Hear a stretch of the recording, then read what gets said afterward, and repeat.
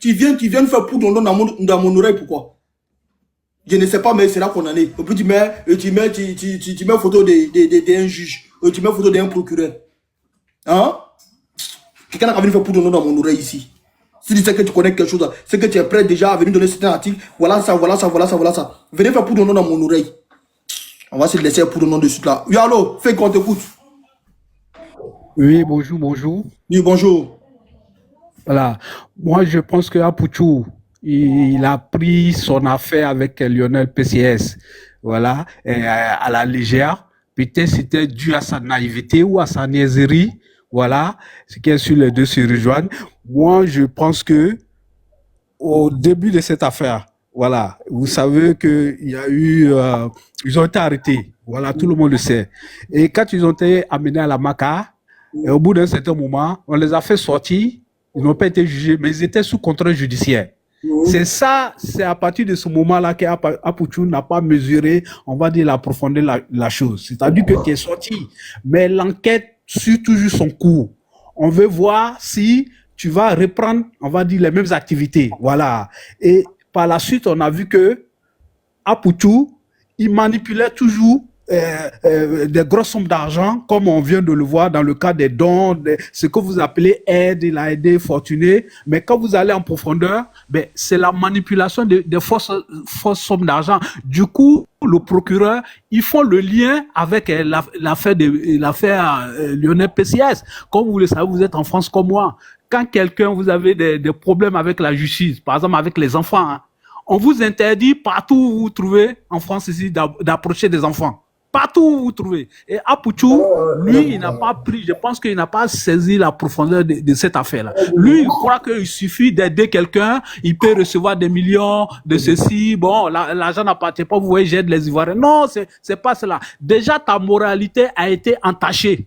Dans la première affaire, voilà. Et quand on voit encore, ça te sert pas de leçon. Dans la deuxième affaire, encore on voit, il prend des millions, des dons, des gens comme ça. On sait même pas sous quelle base. Il y a aucun huissier de justice à côté, hein, pour valider la provenance de ces sommes-là. Voilà. Il prend comme ça, il donne à n'importe qui, il va, il inaugure une maison. On sait pas sur quoi tout cela repose. Voilà, on ne sait pas si c'est du blanchiment d'argent, on ne sait pas si c'est une mise en scène. Voilà. Donc moi, je pense que le procureur, la justice ivoirienne, on va dire, a remis une pièce encore dans cette affaire. C'est reparti au tribunal pour que quand ils vont le juger, ça puisse encore, il puisse faire le lien avec, on va dire, sa vie même, la vie qu'il mène, son train de vie même. Voilà.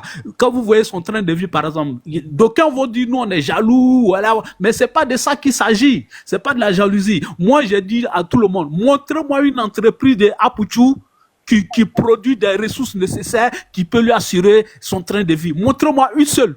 Il y en a qui disent fondation.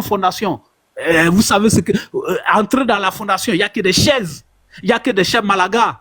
Donc, à un moment, sortez de l'émotion. Avant Apouchou, il y avait des pauvres, il y avait des gens qui faisaient des films, des vidéos, les gaz-gagnants, les Wente-Wente-Pierre, il y en a plein qui sont morts dans la misère. Après lui, il aura tué des pauvres. Apouchou ne pourra pas sauver tous les Ivoiriens qui sont pauvres. Arrêtez de dire il aide des gens, il aide des gens ici. Si vous aidez et qu'en dessous, vous en tirez profit, moi, j'appelle pas ça de l'aide. Moi, j'appelle vivre sur la misère des autres.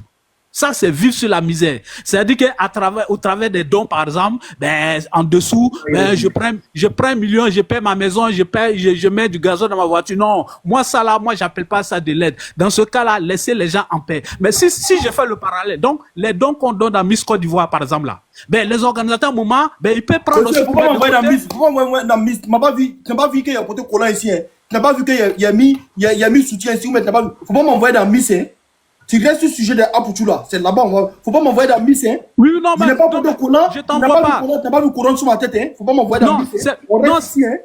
C'est pas ça, c'est pour bien argumenter, pour dire, normalement. Faut pas argumenter, il n'a pas photo collant. Le jour, il n'y a pas de collant, tu as venu argumenter. Il n'a pas photo collant. Voilà. Il n'y a pas vu couronne sur ma tête. J'en vois pas dans le cas des Miss. Donc, tout ça là pour revenir au cas Apouchou, bon. Déjà, 7 ans de prison, il y a beaucoup qui trouvent que c'est beaucoup. Moi, je dis pas c'est beaucoup. Parce que quelqu'un qui aurait pris 10 millions à quelqu'un, si vous faites la division, Comme Apoutu, il prend 7 ans. Donc lui, s'il a pris 10 millions à quelqu'un, donc lui, il va faire 2 ans en prison alors. La justice, c'est pas ça, c'est le préjudice subi. Voilà, si le préjudice subi est profond, les réquisitions aussi sont conséquents. C'est comme ça. Voilà. Et Ok. puis, Maintenant, on revient maintenant, mon frère. Tu dis qu'il a le train de vie. C'est quel train de vie toi tu as vu, que toi tu connais réellement, qu'il a train de vivre ça, et toi, tu vois ça aujourd'hui que c'est le train de vie des milliardaires. Quel train de vie? mais